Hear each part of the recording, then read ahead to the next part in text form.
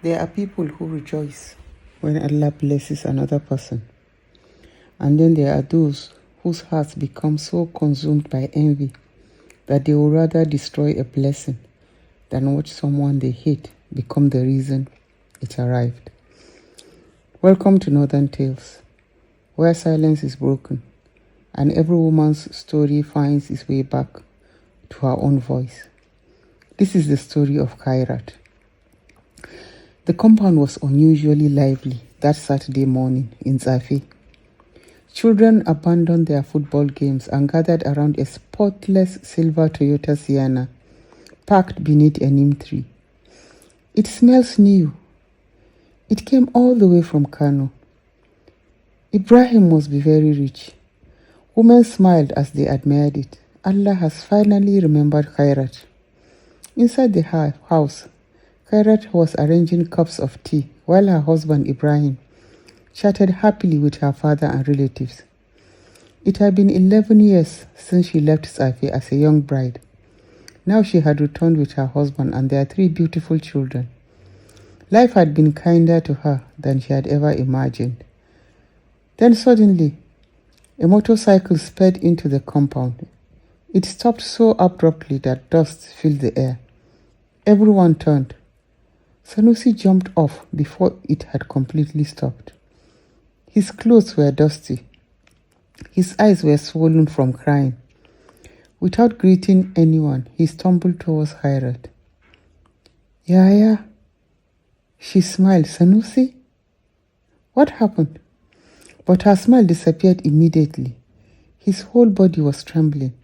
He dropped to his knees. Forgive me. Khairat hurried towards him. What happened? He lowered his head. I have destroyed the Sienna. There was silence. Everybody was shocked. Moments later, a recovery truck slowly entered the compound. Every eye turned. The beautiful silver Sienna was now a twisted metal. Its bonnet was crushed. The windscreen shattered. One side ripped open. Gasps filled the compound. Inna lillahi wa inna ilayhi raji'un. Everyone looked at Ibrahim. Surely he would explode with anger. Instead, Khairat simply stood there. The tray slipped from her hands. Tea spilled across the veranda. She closed her eyes. Because the broken vehicle had awakened memories far more painful than twisted metal. She was only 3 years old when her parents divorced. She remembered watching her mother walk through the gate, carrying her belongings. She stretched out her tiny hands. Mama.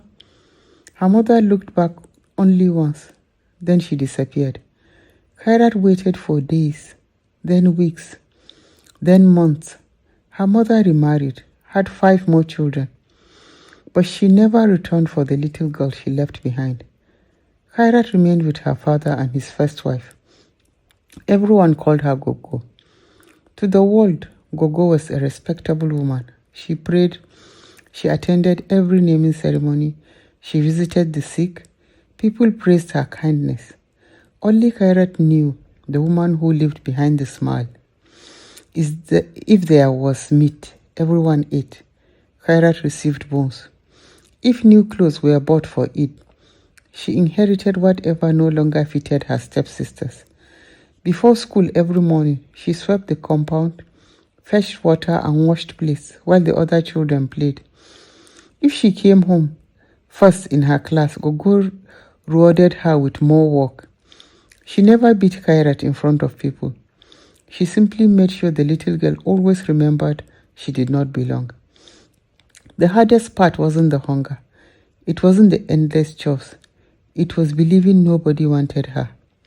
Years later, a wealthy trader came asking specifically for Khairat's hand in marriage. For the first time in her life, she believed Allah had remembered her. But Gogo had other plans. She secretly told the man Khairat was stubborn, disrespectful and lazy. Then she introduced her own daughter instead. Months later, the trader married Khairat's stepsister. That night, Khairat cried herself to sleep. She realized some people don't merely refuse to help you, they close every door that opens before you. A few months later, another suitor arrived, a quiet textile trader from Kano called Ibrahim. He owned a small shop in Kantinkwari. He wore a simple kaftan, simple sandals. He spoke gently. Nothing about him suggested wealth. Gogo agreed immediately. She simply wanted Khairat out of her house. Khairat accepted too, not because she loved him, she simply wanted freedom. But Allah had already written a different story. After the wedding, she discovered Ibrahim was one of the kindest men she had ever known. He respected her, protected her, never raised his voice. As the years passed, his textile business grew quietly. Instead of showing off, he reinvested his profits. He built only a modest 2-bedroom house where they raised their 3 children with love. Only after her marriage did Khairat discover that kindness was a greater form of wealth than money. For the first time in her life, she knew what it felt like to belong. Whenever they visited Safi, one thing always saddened her. Her 4 stepbrothers still had nothing stable doing, especially Sunusi. He wasn't lazy, he simply lacked opportunity. For months, she begged Ibrahim, please, let's help them. Ibrahim smiled. If that's what your heart wants, we will do it. He bought a silver Toyota Sienna. The plan was simple. Surprise Sunusi, help him start a transport business, change his life forever. That was why they had brought the vehicle all the way from Kano. The voices in the compound brought Khairat back to the present. One elderly man sighed, Allah will replace your vehicle, Ibrahim. Ibrahim looked surprised. My vehicle? The Sienna, he smiled gently. It wasn't mine. There was silence. Everybody was looking at him. Someone asked, then whose was it? Khairat finally spoke. It was Sunusi's. The compound became so quiet that even the children stopped moving. She continued softly. For 6 months, I begged my husband to help my brother. We brought it here today to surprise him. I wanted him to finally have something of his own. Sunusi stared at her in disbelief. No. His voice shook. No. His tears became uncontrollable. He threw himself at Khairat's feet again. Yaya, I lied. It wasn't an accident. The compound froze. I destroyed it myself. Gasps filled the air. People looked at one another in disbelief. Sunusi could barely breathe. My mother found out the Sienna was for me. My mother found out about the Sienna. She became angry. She said people will say the daughter she hated was the one feeding her children. She said I should destroy it.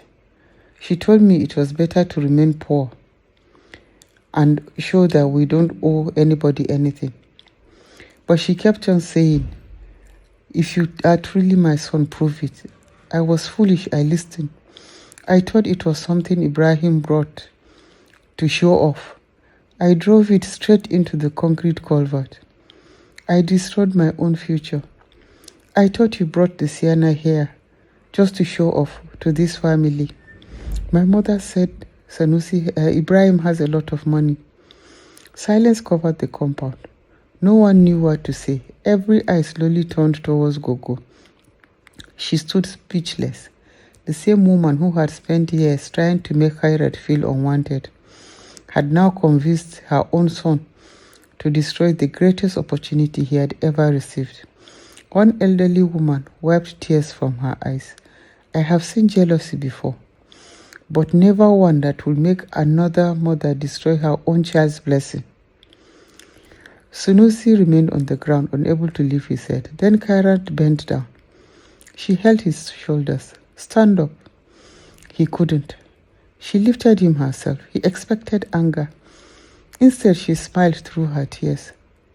Before she could speak, Ibrahim quietly said, we will buy another one. Sunusi looked up in disbelief. You still will? Ibrahim nodded. A broken vehicle can be replaced, but don't ever let anyone make you destroy your future again. Sunusi broke down completely, and that day, the story that spread across Afe was not about a destroyed Toyota Sienna. It was about a mother whose envy became greater than her love, about a mother who almost destroyed her son's future, and a sister whose kindness remained greater than the cruelty she had endured. Sometimes Allah does not reveal the condition of a person's heart until a blessing arrives. And on that day, everybody finally saw Gogo for who she truly was. Thank you for listening to Northern Tales. Please don't forget to like, share, and subscribe. Join us next week for a brand new story.